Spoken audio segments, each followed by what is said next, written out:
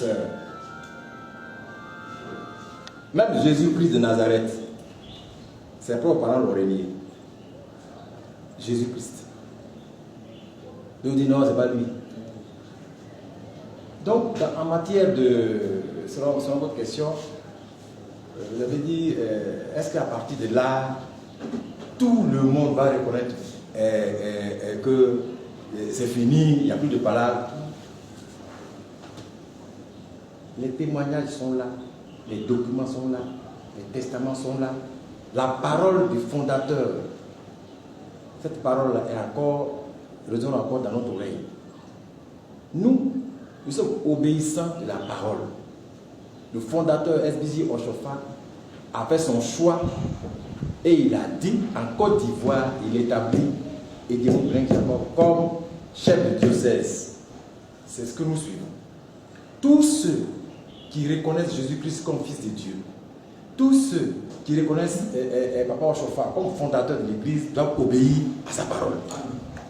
C'est le même qui était dans la forêt d'Akonde, c'est le même qui a dit voilà comment se font les cultes, voilà comment il faut s'habiller, voilà comment il faut faire. C'est sa parole que nous suivons. Donc, il y en a même qui parlent aujourd'hui, mais autant Oshofa n'était pas là. Ils n'ont même pas vu Oshofa. Mais pendant que Oshofa était là et qu'il exerçait dans le monde entier, mais qui était le droit de la Côte d'Ivoire? Qui allait de temps en temps à Côte d'Ivoire au Bénin, auprès du fondateur? C'est des mots. C'est des mots. J'ai la chance aujourd'hui de sortir un peu, j'ai eu cette grâce de sortir avec le révérend pasteur Edemi Jacob. Et aujourd'hui, je vois, je ne fais pas de polémique, mais je vois que dans les autres communautés, comme l'a dit d'abord le président, mais ils ne se répandent pas dans les journaux. Mais ça ne veut pas dire qu'il n'y a pas de problème. Vous comprenez? Donc il faut que les gens reviennent à la vérité, à la parole du fondateur. Donc nous là, nous qui sommes d'accord pour pouvoir être à côté du pasteur Edimon, nous nous rappelons et nous voyons les documents et nous disons aujourd'hui, le pasteur Edimon reste et demeure le pasteur national de l'Église de Côte d'Ivoire. Je vous fais un exemple. Madame, vous êtes par exemple dans une ville, et puis vous êtes par exemple d'un département, et puis vous avez les cadres du département qui sont là. Pour le développement de votre commune, qu'est-ce qu'il faut faire? Je pense que les cadres doivent se réunir, non?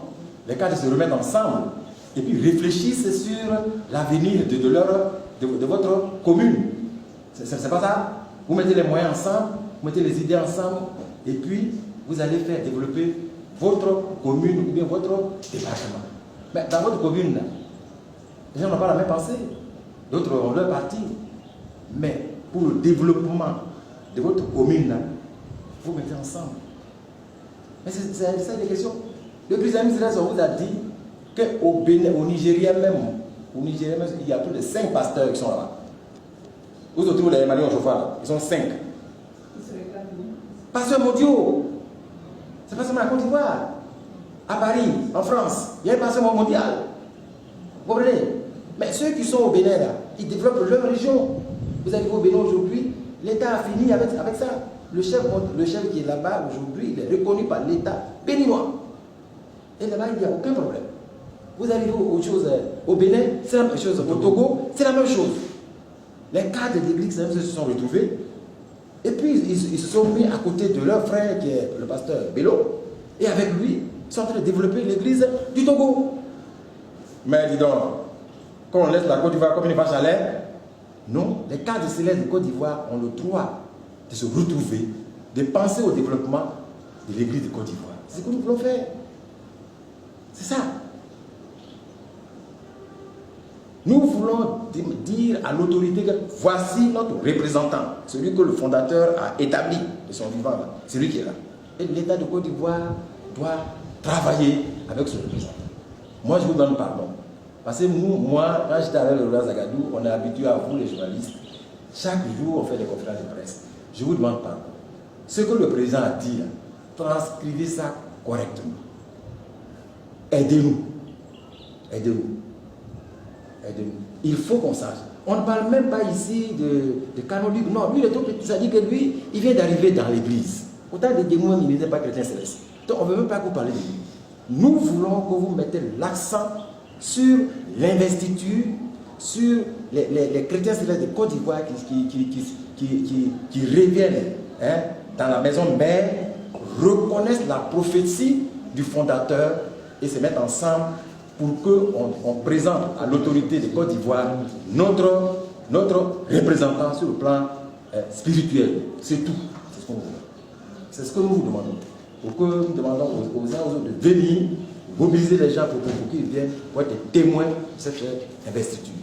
Voilà ce que je voulais rappeler. Moi, je voudrais vous répondre et puis vous dire que je suis parfaitement d'accord avec votre analyse.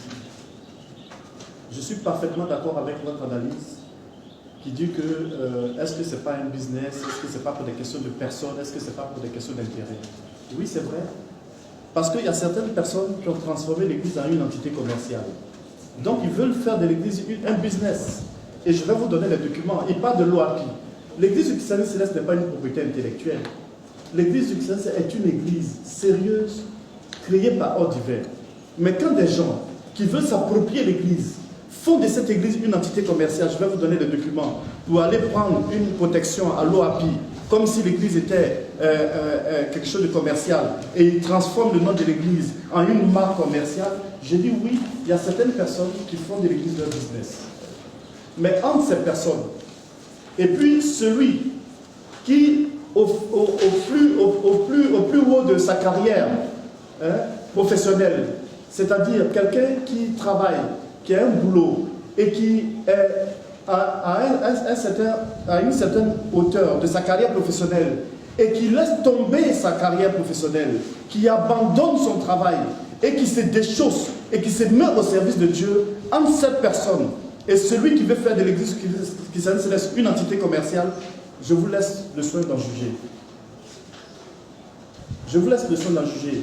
Entre celui-là qui abandonne tout, son boulot, sa carrière, vraiment toutes les perspectives d'avenir qu'il a, sur le plan politique, et qui laisse tomber tout, et qui vient se consacrer à l'œuvre de Dieu, et puis celui qui attend d'avoir des problèmes dans son travail, ou bien qui attend d'être à la retraite pour venir dire qu'il est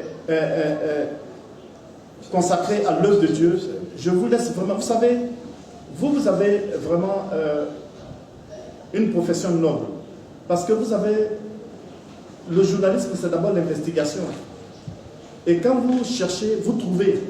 Donc je vous demande de nous aider parce que on écrit trop de choses qui sont loin de la vérité. Et souvent, on ne veut pas discréditer l'Église en apportant des éléments de contradiction parce que des fois, il vaut mieux ne pas répondre. Mais aidez-nous à faire triompher la vérité, s'il vous plaît. Aidez-nous. Vous me demandez depuis quand le pasteur Edemou est pasteur. Mais vous le savez bien, vous êtes journaliste, vous êtes dans ce pays. Vous le savez, ce n'est pas d'aujourd'hui. Aujourd'hui, la seule différence, on ne vient pas l'introduire comme pasteur.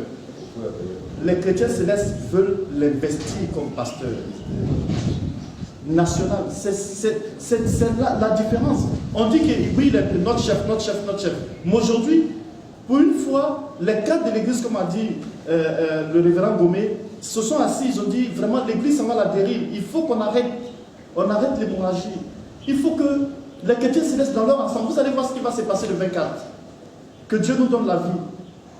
Vous serez témoins de ce qui va se passer. Et vous allez comprendre que ceux qui parlent et qui font beaucoup de bruit, c'est parce qu'ils n'ont plus d'arguments.